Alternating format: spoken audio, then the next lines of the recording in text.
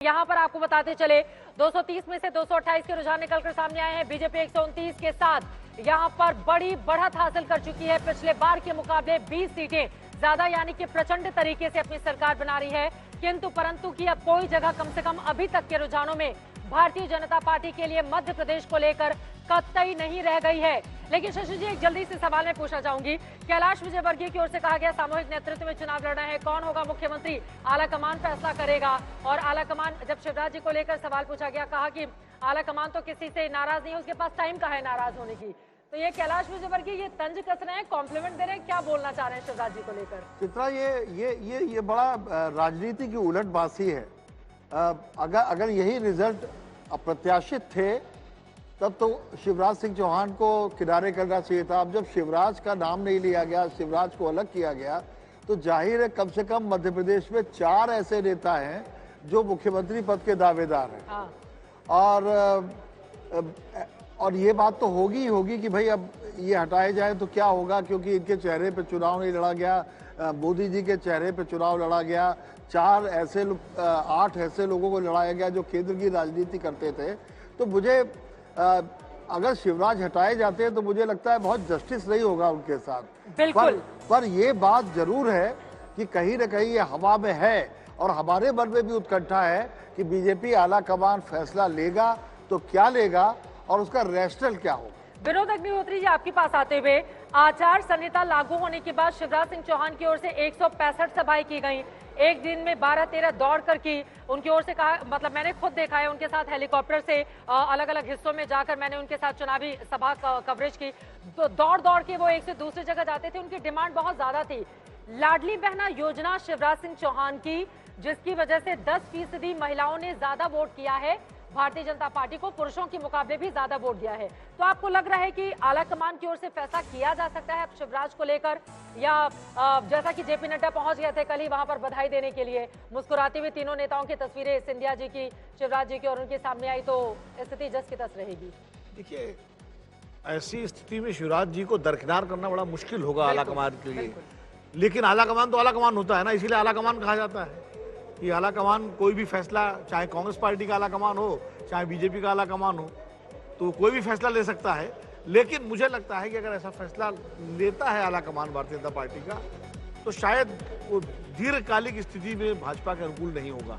क्योंकि शिवराज सिंह चौहान की जो व्यक्तिगत, जैसे मोदी जी की गुजरात में जो मुख्यमंत्री थे, अपनी एक पर्सनल पॉपुलरिटी थी, लोकप्रियता थी, जिसकी वजह से बीजेपी लगातार वहां जीतती रही। तो समय वही इसलिए शिवराज सिंह के मध्य प्रदेश में है। इस समय दोनों तर्क हो सकते हैं चित्रा। एक तर्क ये हो सकता है कि भाई चूंकि सामूहिक नेतृत्व में चुनाव लड़ा गया, हाँ।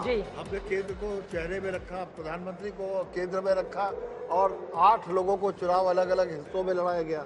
तो एक ये हो सकता है कि भाई ये जीत शिवराज की अकेले की जीत नहीं है, पार्टी की जीत, ये भारतीय जनता पार्टी की जीत है। बिल्कुल। और दूसरा ये हो सकता है कि भाई अगर एंटी इनकम्बेंसी थी तो रिजल्ट में परिलक्षित क्यों नहीं हो रही है। और दूसरे, जैसा मैं पहले भी कह चुका हूँ, पूरे मध्य प्रदेश में मुझे कोई आदमी शिवराज की बुराई करता हुआ नहीं दिखाई पड़ा। बिल्कुल, ये सही बात है। तो अब 2018 के मुकाबले इस बार की परिस्थिति बहुत अलग इस बार वो बेटर थे। बिल्कुल, 2018 में उनके खिलाफ एडवांस नहीं था, आंदोलन था, सपाक्स का आंदोलन था, वो कई मुद्दे। और 2018 में कांग्रेस बेटर ऑर्गेनाइज थी, बिल्कुल, इस बार के मुकाबले। लेकिन अब जल्दी से कंप्यूटर बाबा के पास चलते हैं, वो बुला रहे हैं हमें। और कंप्यूटर बाबा क्या बताना चाहते हैं आज, जरा जल्दी से नजर डाल लेते हैं, क्योंकि बहुत सारे आंकड़े सामने आ गए हैं और खासतौर से दिग्गजों को लेकर पल पल जो परिपाटी बदल रही है उस पर नजर डालना बहुत ज्यादा जरूरी है।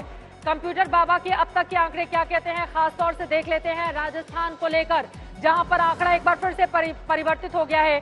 199 में 97 पर बीजेपी और यहां पर दिखाई दे रही है पीछे 84 के साथ कांग्रेस, 98 पर अब भारतीय जनता पार्टी आ गई है। एक बार फिर से देखिए, अशोक गहलोत आगे चल रहे हैं, सीपी जोशी स्पीकर है, दिग्गज नेता ब्राह्मण चेहरा पीछे चल रहे हैं, गोविंद सिंह डोटासरा कांग्रेस के आगे चल रहे हैं, गौरव वल्लभ पीछे चल रहे हैं, उदयपुर से हनुमान बेनीवाल आगे चल रहे हैं। हनुमान बेनीवाल की पूछ पर बहुत बढ़ने वाली है अगर यही राजस्थान के आंकड़े अगर इस तरह के रहते हैं तो। हनुमान बेनीवाल आगे चल रहे हैं, वसुंधरा राजे झालापाटन से आगे चल रही है, राज्यवर्धन राठौर एक बार फिर से पीछे हो गए हैं, झोटवाड़ा से राज्यवर्धन राठौर एक बार फिर से भारतीय जनता पार्टी के सांसद पीछे हो गए हैं।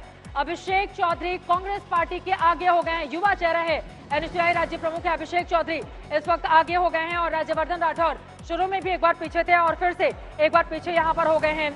सतीश पुनिया भारतीय जनता पार्टी के दिग्गज नेता हैं, वो भी पीछे हो गए हैं। सतीश पुनिया इस वक्त पीछे चलते हुए दिखाई दे रहे हैं। प्रशांत शर्मा आगे हो गए हैं, सतीश पुनिया इस वक्त पीछे चल रहे हैं। ये सतीश पुनिया के लिए कतई अच्छी खबर नहीं। पूर्व बीजेपी के प्रदेश अध्यक्ष रहे हैं सतीश पुनिया। गोविंद राम मेघवाल ये भी कांग्रेस पार्टी के इस वक्त पीछे चल रहे हैं। राज्य मंत्री गोविंद राम मेघवाल इस वक्त पीछे चल रहे हैं। विश्वनाथ मेघवाल भारतीय जनता पार्टी के आगे की ओर चलते हुए दिखाई दे रहे हैं। सचिन पायलट के लिए क्या बुरी खबर आ सकती है?